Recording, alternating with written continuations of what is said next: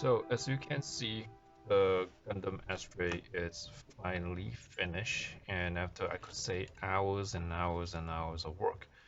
All in all, I would say I spent like almost 20 something hours on the Astray. Um, Now, if you want to build this right out the box, you can. Definitely will take a lot less time, but consider that the color that came on the sprue, they are not really the best quality, I could say. I wouldn't say quality, the color itself is kind of off. So definitely once you, if you want to make something look nice, you need to repaint every part of it, which is what I did. So I'll give you my honest opinion on this Astray, and the question that I want to answer is this worth $350? Um, I would say yes if you are Gundam fan. No, if you are real new to the Gundam and you want to try something, definitely you do not want to do this because this takes a lot of effort and skills, to say the least. So let's go through some of the details. What I have in front of you is some of the sticks and allocated clips that I used to paint the entire Gundam. So I counted this has roughly about 40 sticks, and I have to repaint every time, every pieces, and I had to do this probably I would say 10 to 15 times all of this.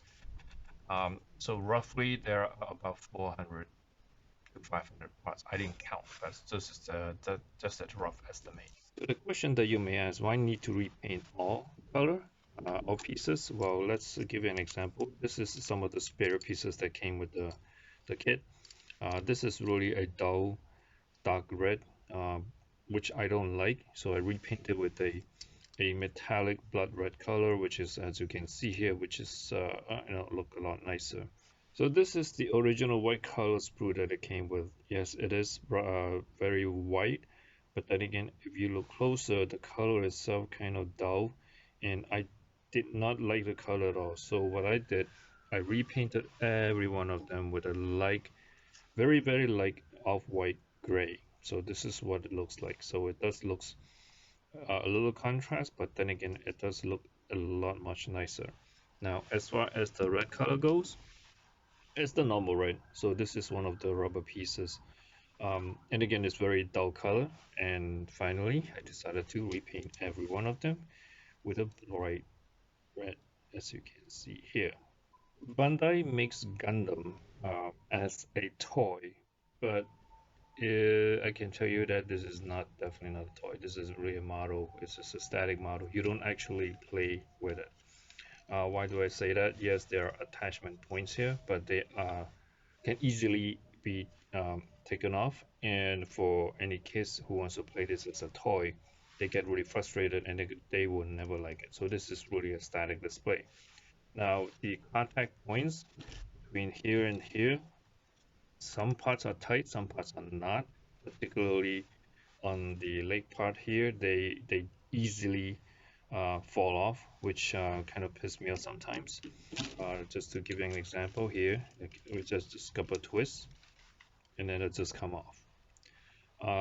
There are a lot of articulation point, and that's why it comes into so many pieces. Let's go over the arm. So this part, which is the top part of the arm, attached to the shoulder like so. Okay, there are a couple of articulation point here. One is the turning of the hand, the bending of the elbow, but at up to a certain point because it's limited by this particular piece. As far as turning point for the elbow, it's very limited, but you do need to be able to uh, bend the arm. If you want to use the arm entirely, you have to kind of like bend like this. Okay. Here is an attachment point. If you open this cover up, that is for the shield, which is right here. And as far as the hand attachment point, it's very weak here, so I wouldn't want to bend it too much. That's why I said this is not really a toy. you definitely likely will break it at a certain point. When you bend the elbow, this particular armor will also bend at the same time, as you can see here. Okay, as well as the hands, the fingers, they all move separately. The leg piece is actually very cool, very detailed. It may not look that much, but if you bend the legs like so, you can see that the knee, the elbow, everything moves at the same time, which is pretty neat because in each part here there is a attachment article point to allow the armor, the red frame to move, which is again very neat. This part also I believe can move as well if you bend a certain point. See, when I move, this part also move as well. Ever so lightly. This part is also can be moved. So when you bend, this part and that part will also likely slightly move like so. So it allows you to pose the model at up to a certain point. As far as this, so it moves. You can see. And again, you know, there is still limited by certain plastic in here. Certain things get blocked, but it does allow you to pose the model um, whichever way you would like it. And again, within limitation. Now, as far as the leg part, this can be bent as well. Okay, so that will be the leg. Now let's talk about the torso. Let me remove the head first. I want to talk about that separately. So the torso is actually in one piece. There is very limited um, articulation point. The shoulder moves ever so lightly, not by a lot. And same as here, obviously. The neck itself also moves slightly, not by a lot. Uh, the torso you can turn, but not by much. As far as bending wise, it does bend, and again, it's very limited. Okay, there is a cockpit here, which is neat, but then again, I don't like it because it's very hard to open it up. Because I see I'm struggling already. So there is a cockpit here. I don't want to break it, so I'll just leave it as closed. The jetpack kind of small for the size. You can remove it if you want. If not, you can just use the attachment point here, just connect and leave it like that. Okay. As far as the bottom torso, this part move with the legs, but it also has limited mobility. As you can see, this is as far as I can go. If you put the leg here, it doesn't even go far. Okay, and as far as this part, it doesn't do much at all. Very little movement there. This is the side part. This is where you can open it up. Where you can, technically, let me see.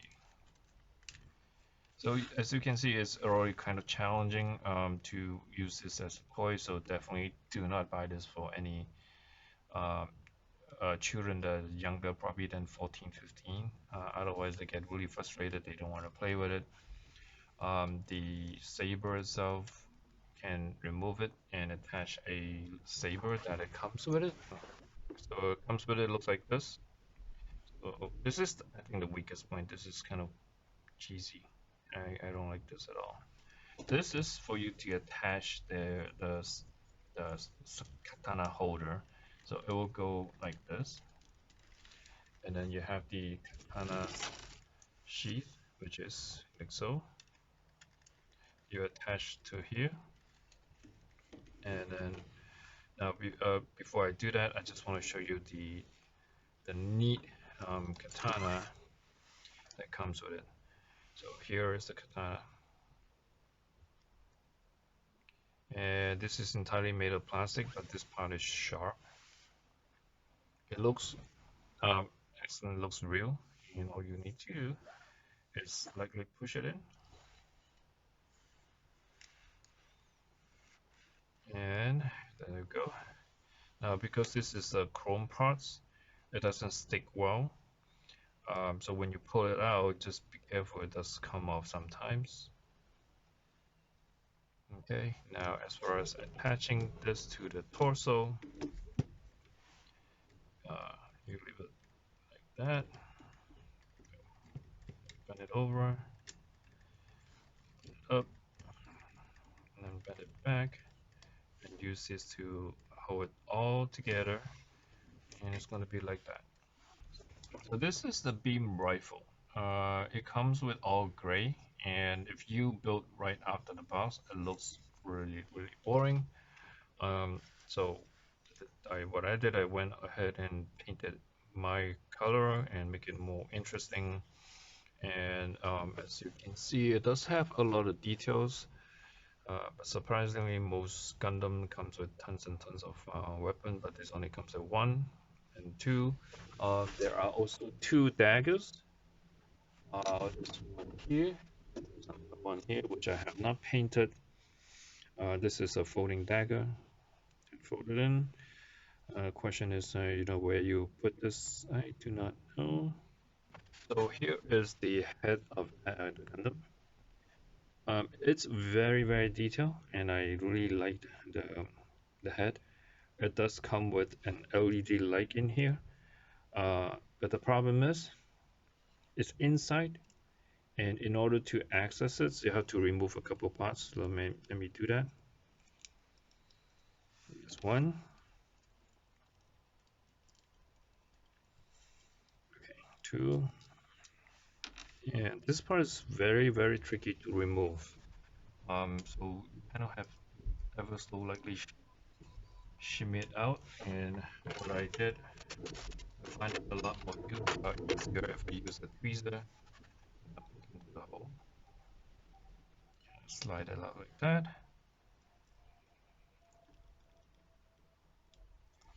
Without breaking anything, or scratching anything.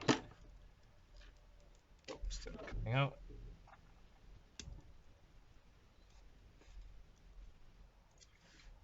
And here is the battery module. You have to kind of slide it out. Okay. Let me insert a battery. So this is it's a CR1022. It's very tiny. You have to buy it separately. So there is the battery. You put it here. Only slide one way. The problem that I see is that the battery contact point is weak. Actually, not weak. It constantly connect to it. So I didn't have to turn it on. I press and it's on. Let me slide it in and let you show you what it looks like inside. You can see there's a light. I go close.